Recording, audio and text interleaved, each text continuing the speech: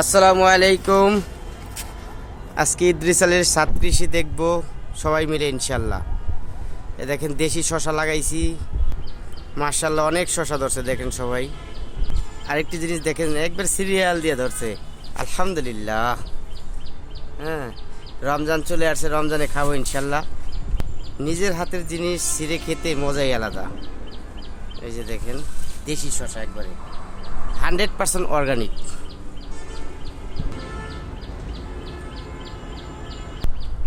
এই যে একটা ধরছে, কেমন হলো সবাই জানাবেন ইনশাল্লাহ। আসসালামু আলাইকুম। করলা গাছটি মাশাল্লাহ অনেক করলা ধরছিল, খাওয়াইছে আল্লাহ, খাইছি। এই যে এখনো গাছে করলা আছে। হ্যাঁ, এই যে এখনো করলা আছে, এখনো অনেক করলা আছে গাছে, ঠিক আছে। এই যে করলা এখনো ধরতেছে, এই যে করলা, এই যে করলা, এই যে করলা। সিপাই সাপাই মোটামুটি ভাবে আলহামদুলিল্লাহ আল্লাহ অনেক দিছে।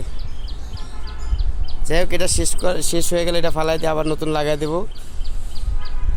এই যে মিষ্টি কুমড়া লাগাই দেওয়া হয়েছে, এই যে নতুন হইতেছে।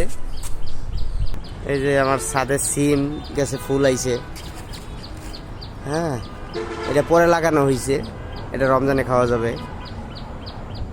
আরেকটি বিষয় দেখেন, টমেটো কেমন ধরছে।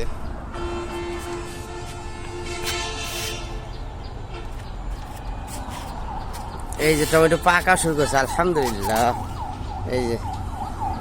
এই যে টমেটো বাগান। এক নজরে রমজানের বেগুনের জন্য বেগুন গাছগুলি দেখাই। এই যে বেগুন গাছ, এই ভিতরে কিন্তু অনেক বেগুন ধরে আছে, ঠিক আছে। এটা হলো গোল বেগুন, কাঁটাওয়ালা গোল বেগুন। ওই যে ভিতরে আরো আছে। এই যে রমজানে 1000 টাকা কেজি বেগুন হলেও টেনশন নাই।